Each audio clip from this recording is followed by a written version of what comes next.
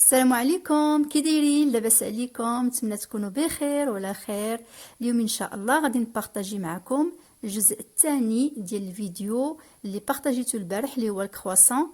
ما بغيتش نبارطاجي لي دو غوسيت او ميم طون باش ما يجيكمش طوال، و ميم طون تستافدوا من التفاصيل اللي غادي نبارطاجيها معكم.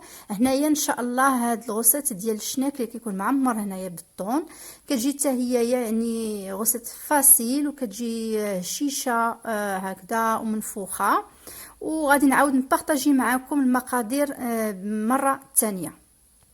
فالمقادير كالتالي: عندي 30 غرام ديال الخميره، 30 غرام ديال الزبده، 30 غرام ديال الزيت، بيضه، الملح حسب الذوق، معلقه كبيره ديال الزبده، وجوج معالق كبار ديال السكر سنيده، و200 ملي ديال الحليب دافي، وهنايا 520 غرام ديال الدقيق الابيض. اول حاجه غادي نبداو بها، كناخذوا هذا الحليب 200 ملي دافي، كنضيفوا ليه جوج معالق ديال السكر سنيده، 30 غرام ديال الخميره، 30 غرام ديال الزبده، و30 غرام ديال الزيت. وكيف العاده كنخليو هاد العناصر كلها كتجانس مع بعضيها واحد 5 دقائق على ما تتفاعل ديك الخميره، وكنضيفوا لها هنايا 520 ديال الدقيق، زائد هذاك الملح حسب الذوق، وهذيك البيضه في الاخير.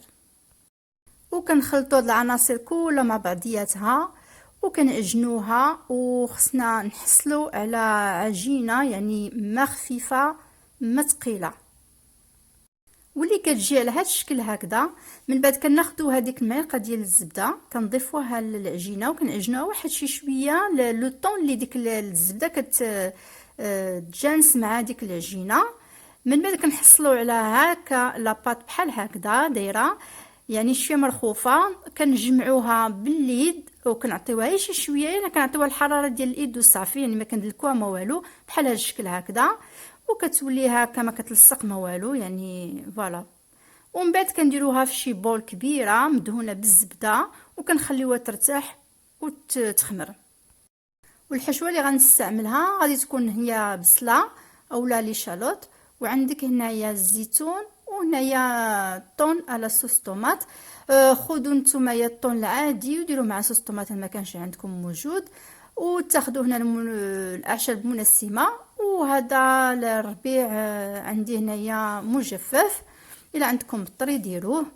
من بعد كنضيفوا لهذا الطون هذا كنسموه بشي شويه ديال هنا السودانيه، يعني الفلفل الحار، واحد نص معلقه ماشي بزاف. الا ما بغيتوش كديروا غير تحمير الفلفل الحلو. وهنا كندير شي شويه ديال البزار، يعني واحد نص معلقه حتى هويا، وكنضيف ليه هنايا هذاك الكمون واحد نص معلقه تقريبا حتى هويا.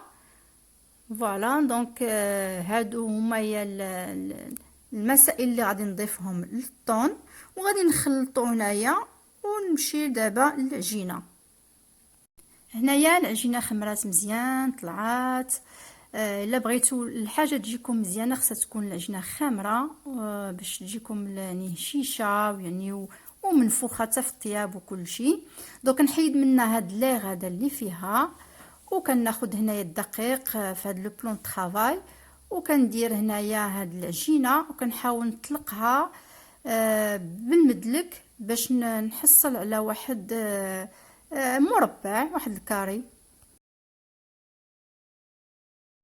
العجينه ملي نطلقوها خصها تكون شي شويه رقيقه، ما تكونش غليظه، يعني ما غليظه ما رقيقه. غادي تشوفوا السمك ديالها، وكيش كتشوفوا هنايا يعني حصلت على هذاك المربع. غادي هنا نحيد هاد الجوانب اللي زايده باش يكون عندي مربع يعني قاد.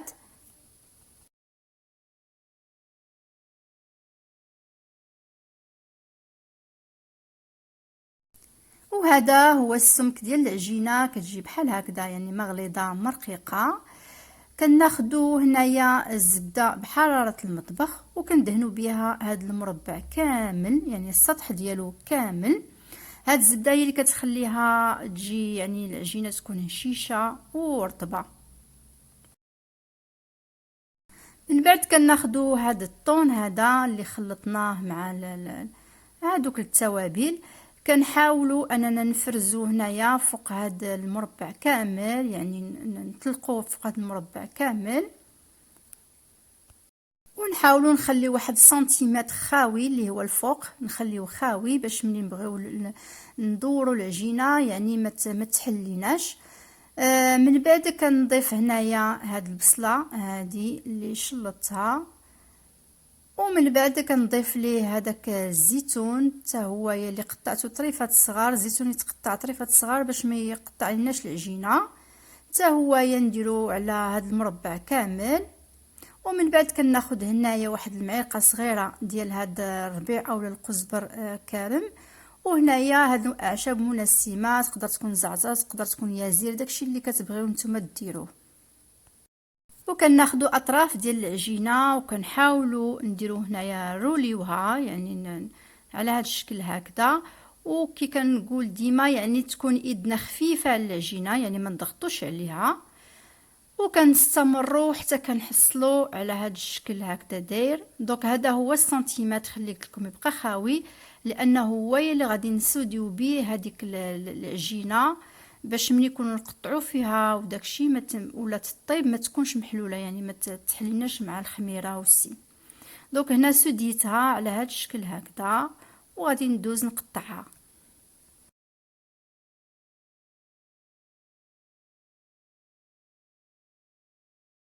هنا كنقطع العجينه على شكل دوائر، وكل دائره تقريبا كندير فيها واحد 2 سنتيمتر ولا 3. وهنايا كتجي على هذا الشكل بحال هكذا، يعني كاع ديك الحشوه يعني دايره فيها كامله في الداخل. وكنستمر هنايا في التقطاع حتى كنكملها كامله، ومن بعد كنديرها في البلاك اللي كتدخل الفران، وكنخليها تخمر يعني حتى كتضاعف ديال الحجم ديالها. هنا دابا كتبان لك صغيره. ومن بعد ملي ان شاء الله غادي تخمر لينا العجينه، غادي ناخدو هنايا واحد بيضه مع معلقه ديال الحليب، وغادي ندهنو الوجه ديال هاد الدوائر هادو كاملين بهاد الخليط هذا، وغندخلوها للفران ان شاء الله على 200 درجه لمده واحد 25 دقيقه. وهادو هما المملحات ديالنا ملي طابو خرجتهم من الفران طاحت ليا سخونه و سمحوا لي باردون. وكتجي هكذا شيشه ورطبه، وحتى اللون ديالها كيكون ذهبي. وبالنسبه للحشوه راه تقدروا تعوضوها، اللي ما كياكلش الطون يقدر يدير هكذا الخضار ولا الكفته او الدجاج او الجبن، يعني تبارك الله راه كاينين بزاف ديال الحشوات اللي تقدروا تستعملوهم. دونك فوالا وصلنا لنهايه ديال الفيديو، ما سخيتش بيكم، ان شاء الله غادي نبارطاجي معكم وصفات اخرين وفيديوهات اخرين، ونتمنى ان شاء الله هذا الفيديو يعجبكم كي قلت لكم. وما تنساونيش في لي لايك، في لي كومونتير، لي زابوني، وصحه فطوركم ونخليكم على خير.